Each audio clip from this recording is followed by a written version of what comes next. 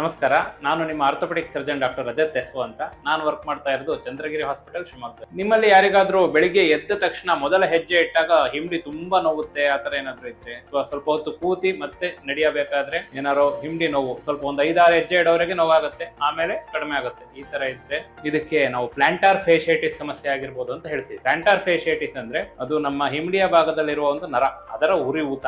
ಈ ಸಮಸ್ಯೆ ಜಾಸ್ತಿ ಬರೋದು ತುಂಬಾ ಹೊತ್ತು ನಿಂತು ಕೆಲಸ ಮಾಡೋರಿಗೆ, ಅಥವಾ ತುಂಬಾ ರನ್ನಿಂಗ್ ಮಾಡೋರಿಗೆ, ತುಂಬಾ ವಾಕ್ ಮಾಡೋರಿಗೆ, ಅಥವಾ ಸರಿಯಾದ ರೀತಿಯ ಪಾದರಕ್ಷೆಯನ್ನ ಧರಿಸದಲೇ ಇರೋರಿಗೆ ಈ ರೀತಿಯ ಸಮಸ್ಯೆ ಬರುತ್ತೆ ಸಾಮಾನ್ಯವಾಗಿ. ಇದಕ್ಕೆ ಪರಿಹಾರ ಏನಪ್ಪಾ ಅಂದ್ರೆ ಫಿಸಿಯೋಥೆರಪಿಯಿಂದ, ಮತ್ತೆ ಸ್ಟ್ರೆಚಿಂಗ್ ಎಕ್ಸರ್ಸೈಸಸ್ ಗಳಿಂದ, ಮತ್ತೆ ಅದರ ತಕ್ಕಂತಹ ಪಾದರಕ್ಷೆಗಳಲ್ಲಿ ಬದಲಾವಣೆ ಮಾಡೋದ್ರಿಂದ ಇದಕ್ಕೆ ಶಾಶ್ವತ ಪರಿಹಾರವನ್ನು ಕಂಡುಕೊಳ್ಬಹುದು.